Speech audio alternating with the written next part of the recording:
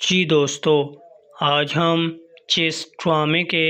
بارے میں بات کرنے جا رہے ہیں اس ڈرامے کا نام ہے دی ریڈ ریچارڈ، اور یہ ڈرامہ ابھی ریلیز تو نہیں ہوا